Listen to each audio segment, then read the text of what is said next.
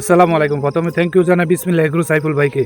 তারা না দেখলে বুঝতেই পারতাম না জীবনে এসব কাজ করে মনে এত আনন্দ পাওয়া যায়। আসলে জীবনে ওনার কাছ থেকে অনেক কিছু শেখার আছে। এটা একমাত্র কৃষিক্ষেত্রে যারা কাজ করে খামারে তারাই বুঝবে। আশা আছে জীবনে একবার হলো বিসমিল্লাহ এগ্রোর মালিক সাইফ ভাইয়ের সাথে দেখা করা আছে। তাকে আমি অনেক ভালোবাসি এবং অনেক ফলো করি। আমি ইন্ডিয়া থেকে বাংলাদেশের এই ভাইটার প্রতিনিয়ত ভিডিও দেখে ভাইয়ের মতো কিছু করার চেষ্টা করি। তো সকালবেলা ঘুমোতে উঠে থেকে কালাম চলে এসেছে আমার বাড়িতে কিছু কাজ আছে কাজ করার জন্য। আর আমি ঘুম থেকে উঠে মাছের খানা নিয়ে চলে গেলাম আমার খামারের পাড়ে। বিসমিল্লাহ এগ্রো সাইফুল ভাইকে না দেখলে বোঝা যায় না এইসব কাজ করে জীবনে এত আনন্দ পাওয়া যায়।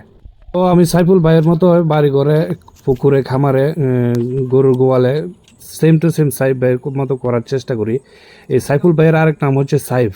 তো আমি সাইফ ভাই নামে ওকে বেশি পছন্দ করি, তাই সাইফ ভাই বলে ডাকছি। তো সাইফ ভাইয়ের মতো করে কাজ করার চেষ্টা করি এবং সাইফ ভাইয়ের মতো করে আমার মনের আশা পূরণ করতে চাই। জানি না কখনো বাংলাদেশে গিয়ে এই সাইফ ভাইয়ের সাথে আমি দেখা করতে পারবো কিনা, কিন্তু আমার মনের ইচ্ছা এই সাইফ ভাইয়ের সাথে কোনোদিন না কোনোদিন দেখা করার। তো এই পুকুরটা হচ্ছে গিয়ে 1.5 বিঘা বা আমাদের গ্রাম ও ভাষা 1.5 কানি জমিতে, এই পুকুরটা 1.5 কানি জমিতে কাটা হয়েছে। তো এটার মধ্যে আমি প্রথম চাষ করেছি ট্যাংরা গুলশা। আপনারা দেখতে পাচ্ছেন ট্যাংরা গুলশার বয়স এখন 4 মাস 4 দিন মাত্র। তো আমি এখন সকালবেলা একবার খাবার দিই, বিকালবেলা সন্ধ্যার পরে একবার খাবার দিই। তো খাবার দেওয়া শেষ আবার আমি আমার মাথার ছাতিটা লাগিয়ে চলে যাব, কাঁচি আর খাঁচি হাতে নিয়ে চলে যাব একদম পুকুর পাড়ে। তো এতক্ষণে আপনারা বুঝে গেছেন কাঁচি হাতে নিয়ে পুকুর পাড়ে যাওয়ার মানে ওখানে গিয়ে কি করব। তো হ্যাঁ, আমার 2টা গরু ছিল, এখন আরেকটা গরু কিনেছি। এখন টোটাল আমার গরু গিয়ে দাঁড়ালো 3টা। তো বিসমিল্লাহ এগ্রো থেকে শিখা আমার সে ছোট থেকে আস্তে আস্তে বড় হওয়া, তাই আমি কম দিয়ে শুরু করেছি। মানুষের মতো বড় একটা ফার্ম করে নিই, এর মধ্যে 10-15টা গরু ঢুকিয়ে নিই, বড় অঙ্কের লাভ করবো এরকম আমার কোনো আশা নেই। ছোট থেকে বড় হওয়ার আমার আশা। এই যে সুপারি গাছটি দেখতে পাচ্ছেন এখানে আমার পুকুর পাড়ে, আমি মূলত 105টা সুপারি গাছ লাগিয়েছি। 105টা থেকে সম্ভবত 5টা মারা গিয়েছে, 100 মতো বা 98টার মতো এখনো আছে। যে জায়গাটায় ঘাস কাটছি ওই সামনের দিকটা ধান ক্ষেত দেখা যাচ্ছে, ওই ধান ক্ষেতে আমি এবার ধান লাগিয়েছি, মূলত স্বর্ণমসুরি ধান। আর মাত্র কয়েকটা দিন পর ওই ধান পেকে যাবে, ধান গড়ে তুলবো ইনশাআল্লাহ। এই ভিডিওটা এডিটিং করছি রাত্র এখন 2টা বাজে। এই ভিডিওটা এডিটিং করতে করতে আমার মনে বারবার একটা কথাই মনে পড়ছে, এই বিসমিল্লাহ এগ্রোর সাইফুল ভাইকে না দেখলে বুঝতেই পারতাম না জীবনে কাজ করে এত আনন্দ পাওয়া যায়।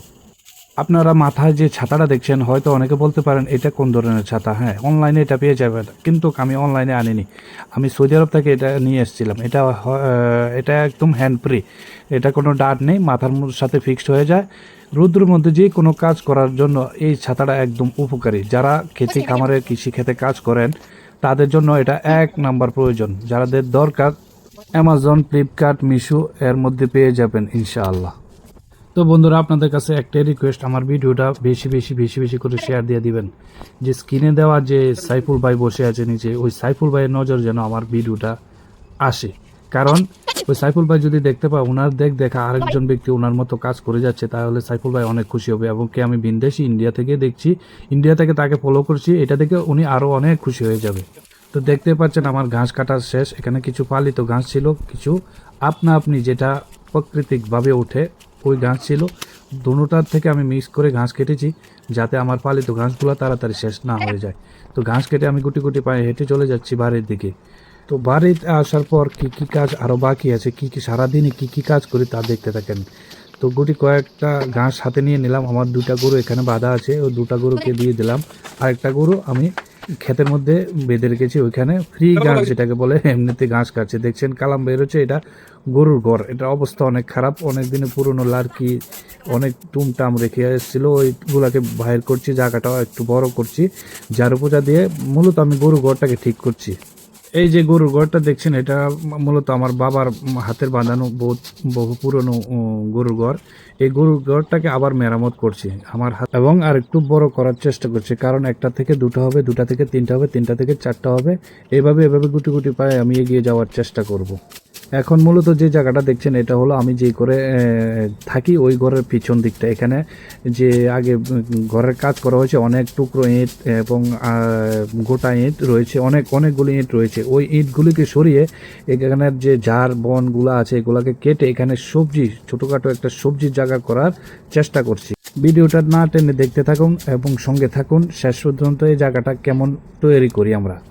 কাজ চলাকালীন একটু জলপান বিরতির মধ্যে আমরা খাচ্ছি চালতার আচার। আগের দিন রাত্রে আমি নিজের হাতে চালতার আচার বানিয়েছিলাম, তো আমি বললাম চালতার আচার নিয়ে আসো। কালামকে দিলাম, আমার ভাতিজা এসেছিল, ভাতিজাকে দিলাম, বোন এসেছিল, বোনকে দিলাম, এখানে যারা ছিল পাশের বাড়ির ভাবি এসেছিল, ভাবিকেও দিলাম। আর বললাম বড় গলায়, দেখো আমি নিজে হাতে বানিয়েছি, কেমন হলো। সবাই খেয়ে বলছে দারুণ দারুণ, অসাধারণ। তো খাচ্ছি আর কাজ করছি। কালাম এক টুকরো খাচ্ছে আর কাজ করছে, এক টুকরো খাচ্ছে আর কাজ করছে। মূলত এখন দেখাবো আপনাদেরকে কতগুলা ইট আমরা জমা করেছি। দেখেন ওইখান থেকে, ওই বনজার থেকে এই ইটগুলা জমা করেছি। আর এই জায়গাটা এখন আপাতত এমন হয়েছে। দেখতে থাকো সামনের দিকে এই জায়গাটা কেমন হয়। তো কাজের ফাঁকে হঠাৎ করে আমার মোবাইল বেজে উঠলো। আমি রিং রিসিভ করলাম। রিসিভ করার পরে দেখি ডেলিভারি বয় দিয়ে কি নিয়ে আসছে দেখলে। এটা হলো আমার রাব্বা করে কাটার হাতুড়া। এটা অনলাইনে দেখে পছন্দ হয়েছিল, তাই নিয়ে আসলাম রাব্বা করে কাটার জন্য। ঠিক আছে, এটা আমার তৃতীয় গরু। একদিন রাস্তার পাশে দেখে একটা বেগুন গাছ, ছোট্ট একটা বেগুন গাছ, ওখান থেকে তুলে এনে আমি বাড়িতে লাগিয়েছি। দেখুন বেগুন গাছটা কি সুন্দর হয়েছে এবং 3টা বেগুন ধরেছে। দেখুন সবজির জন্য যে জায়গাটা আমরা তৈরি করছি, এই জায়গাটার অবস্থা এখন এমন হয়েছে। সামনের দিকে সবজি লাগাবো, কি এটার মধ্যে কি সবজি লাগাবো সামনের ভিডিওতে দেখতে পাবেন। তো বন্ধুরা ভিডিওটা শেয়ার দিয়ে আমার পাশে থাকবেন। সামনে এরকম নতুন নতুন আরো ভিডিও পাবেন ইনশাআল্লাহ।